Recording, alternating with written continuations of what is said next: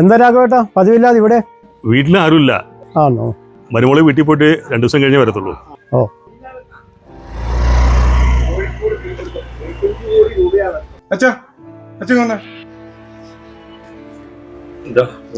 അച്ഛൻ എന്റെ വീട് കൂട്ടിയിട്ട് ചായ എടുത്തിട്ട് കൊണ്ടുവന്നേ. ഞാനൊരു ചായ കുടിക്കാൻ വേണ്ടി. ചായ അവിടെ ഉണ്ടാക്കി കുടിക്കാലോ, അതിന് ഇങ്ങോട്ട് വരണം. അച്ഛൻ്റെ പേഴ്സിൽ പൈസ എടുത്തിരുന്നു. ഒരു 50 രൂപ എടുത്തിരുന്നു. വല്ലാത്ത കഷ്ടമായിപ്പോയി. അവിടെ ഇന്നലെ അല്ല അച്ഛൻ പോയത്. അപ്പോഴേക്കും അച്ഛൻ ഞാൻ തനിച്ചല്ലേ അവിടെ ഉള്ളൂ. എന്നാ പിന്നെ നീ പോയ സുനിയെ ഒന്ന് വിളിച്ചു വാ. ഇനിയിപ്പോ അതിന്റെ കുറവുള്ളൂ. അവളെ കെട്ടിച്ചു വിട്ടല്ലോ അച്ഛൻ. അച്ഛൻ വീട്ടിൽ പോകാൻ നോക്ക്. ഈ അച്ഛനെ കൊണ്ട് ഞാൻ. അയാളുടെ മോനല്ലേ അതെ? അതെ. പ്രായമായി കഴിഞ്ഞാൽ ഇതൊക്കെ പ്രതീക്ഷിച്ചാൽ മതി.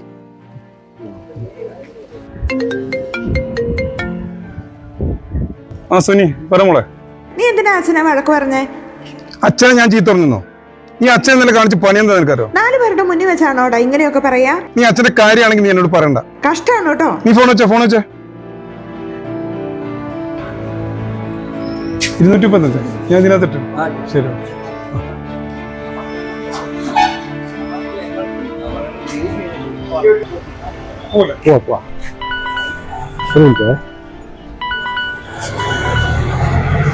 ഹലോ.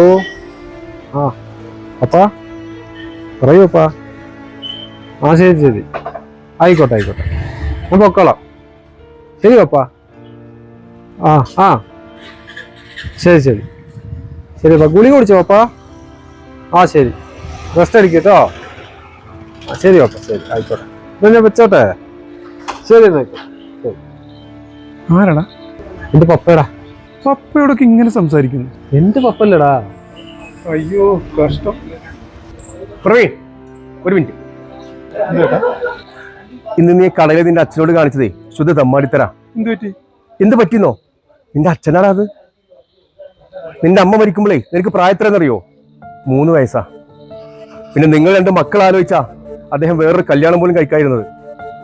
ഒറ്റപ്പെട്ട് ജീവിക്കുന്നതിന്റെ വേദന നിനക്കൊന്ന് പറഞ്ഞാൽ മനസ്സിലാവില്ലടോ. ശാപം തട്ടുടോ.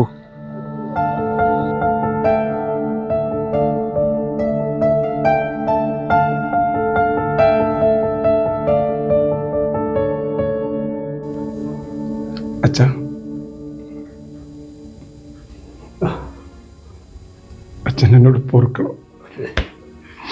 ഞാൻ അങ്ങനെയൊന്നും പറയാൻ പാടില്ല. എന്താണ് സംസാരം? നമുക്ക് രാവിലെ തന്നെ പോയി സുനിയെ കൊണ്ടുവരാം. ഒക്കെ നമുക്ക് രാവിലെ കൊണ്ടുപോകാം. മൂന്നും കഴിച്ചു? ഇല്ല. കഴിക്കും. അച്ഛൻ ഉണ്ടാക്കി വെച്ചു.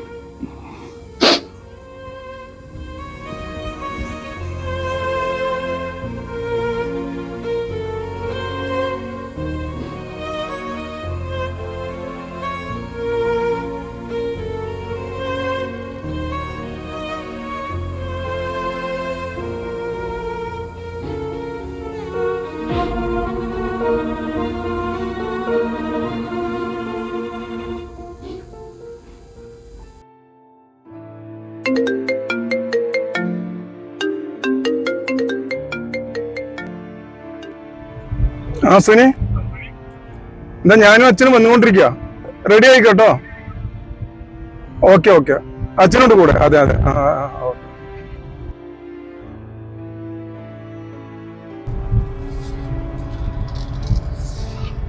അച്ഛാ, നമുക്കൊരു ചായ കുടിച്ചാലോ?